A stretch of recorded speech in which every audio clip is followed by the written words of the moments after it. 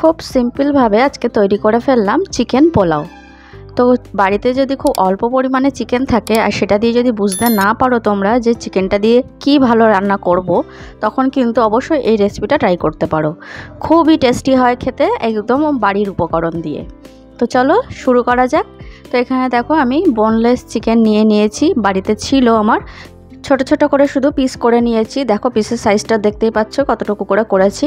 তো এইবার আমি এই চিকেনটাকে ম্যারিনেট করব। তো ম্যারিনেট করার জন্য দেখুন এখানে হাফ টি স্পুন হলুদ গুঁড়ো দিলাম, হাফ টি স্পুন দিলাম জিরের গুঁড়ো, হাফ টি স্পুন দিচ্ছি ধনের গুঁড়ো, আর দিয়ে দিচ্ছি হাফ টি স্পুন মতন কাশ্মীরি লঙ্কার গুঁড়ো।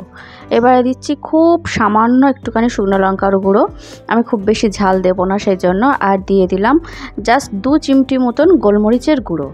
আর এখানে দিচ্ছি একটা ছোট একটা পাতিলেবুর অর্ধেকের থেকেও কম দিলাম আর কি, রস টিপে দিয়ে দিলাম। আর দিয়ে দিলাম হাফ টিস্পুন রসুন আদার পেস্ট, আর দিলাম পরিমাণ মতন নুন। এইবারে আমি চিকেনটাকে খুব ভালো করে মশলার সাথে মাখিয়ে নেব। একটু ধীরে সুস্থে আস্তে আস্তে করে নিতে হবে, একটু ভালো করে মশলার সাথে চিকেনটাকে মাখিয়ে নিতে হবে। মশলার সঙ্গে দেখো চিকেনটাকে খুব ভালো করে মাখানো হয়ে গেছে। এইবারে এর মধ্যে আমি দিয়ে দিচ্ছি 2 টিস্পুন কর্নফ্লোর পাউডার। তাহলে ম্যারিনেটের যে মশলাটা আছে সেটা চিকেনের সঙ্গে খুব ভালোভাবে কোট হয়ে যাবে। আর আমি চিকেনটাকে ফ্রাই করব। তো ফ্রাই করার জন্য একটা কোটিং দরকার, তো সেই জন্যই দিয়ে দিলাম কর্নফ্লোর পাউডার। এবার দেখো আমি কড়াইয়ে সর্ষের তেল গরম করে নিয়েছি, নিয়ে এইবারে এর মধ্যে আমি চিকেনগুলোকে একটা একটা করে সব ছড়িয়ে দিয়ে দিচ্ছি।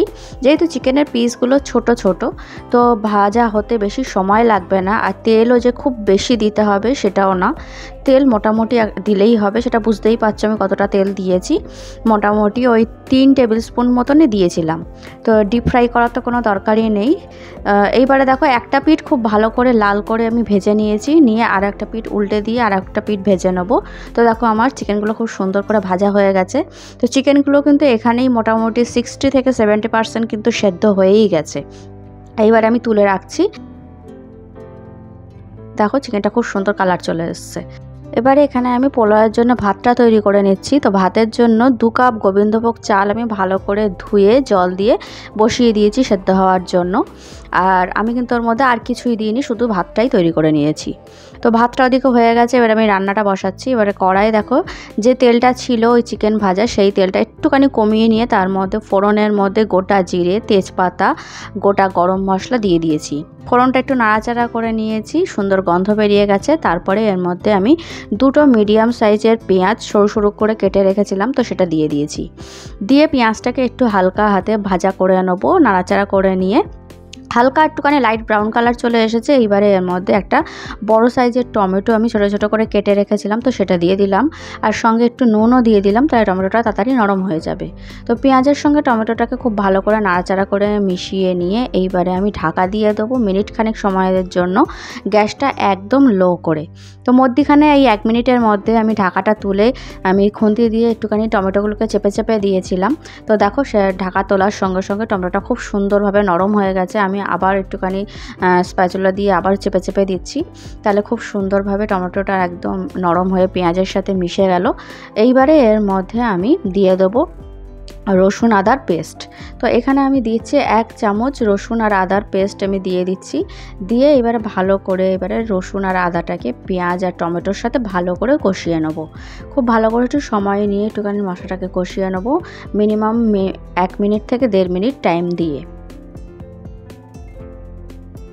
তো রসুন আদার পেস্টটা আমি পেঁয়াজের সাথে খুব ভালো করে কষিয়ে নিয়েছি। এবারে এর মধ্যে আমি সামান্য একটুখানি জল দিয়ে দিলাম, কারণ যেহেতু তেলটা একদমই নেই এর মধ্যে আমি গুঁড়ো মশলা দেবো। গুঁড়ো মশলা দেওয়ার পরে নিচে যেহেতু তেল নেই লেগে যেতে পারে, সেই জন্য। তো এখানে আমি গুঁড়ো মশলার মধ্যে দেখো 1 টিস্পুন হলুদ গুঁড়ো, 1 টিস্পুন জিরের গুঁড়ো, 1 টিস্পুন ধনের গুঁড়ো, 1 টিস্পুন কাশ্মীরি লঙ্কার গুঁড়ো, আর দিয়ে দিচ্ছি 1 টিস্পুন বিরিয়ানি মশলা।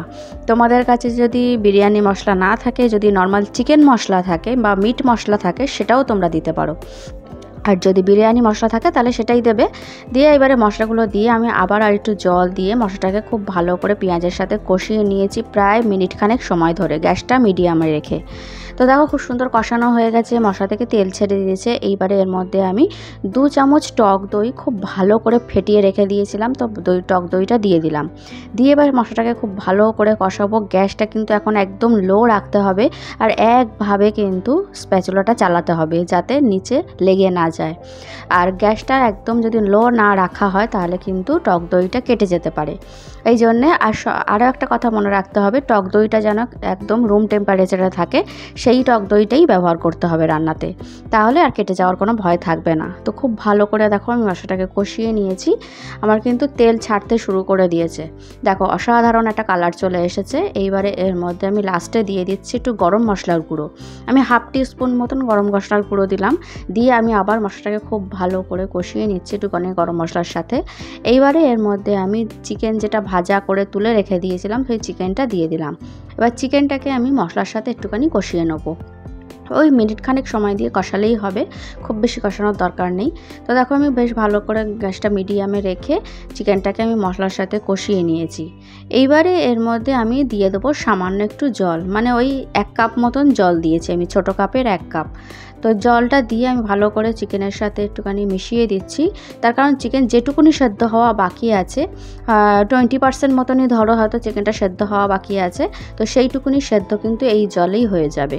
আর যেহেতু জল দিলাম গ্রেভিটার জন্য, আমি সামান্য একটুখানি আমার নুনও দিলাম।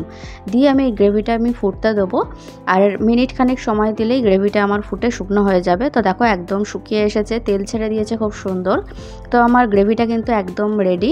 এইবারে এর উপর দিয়ে আমি ভাত যেটা তৈরি করে রেখে দিয়েছিলাম, তো ভাতগুলো আমি পুরোটাই দিয়ে দিচ্ছি চিকেনের ওপর দিয়ে।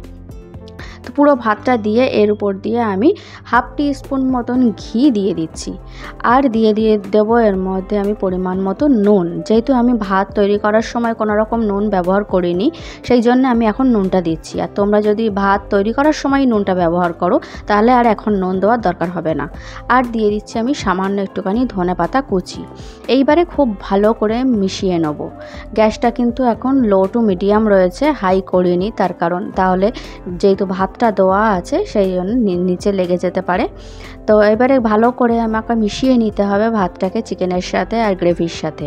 খুব ভালো করে মিশিয়ে নিয়ে আমি 2 মিনিট ঢাকা দিয়ে স্ট্যান্ডিং টাইমে রেখে দেবো। আর তারপর ঢাকা তুলে একটুখানি ধনেপাতার কুচি ছড়িয়ে গার্নিশ করে দিলেই রেডি একদম আমার খুব সিম্পলভাবে চিকেন পোলাও। এটা কিন্তু খেতে খুব ভালো হয়েছিল।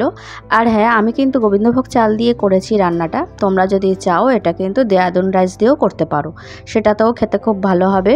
তবে গোবিন্দভোগ চাল দিয়ে আমি করেছি, তার কারণ গোবিন্দভোগ চালের একটা নিজস্ব একটা গন্ধ থাকে, সেটার জন্য আরও ভালো হয়েছিল। তো ভিডিওটা কেমন লাগলো তোমাদের জানিও অবশ্যই। আর ভিডিওটা যদি ভালো লাগে লাইক করে দিও, আমার চ্যানেলটা সাবস্ক্রাইব করে দিও। তাহলে আজকের মতন টাটা, দেখা হবে আবার নেক্সট কোনো ভিডিওতে।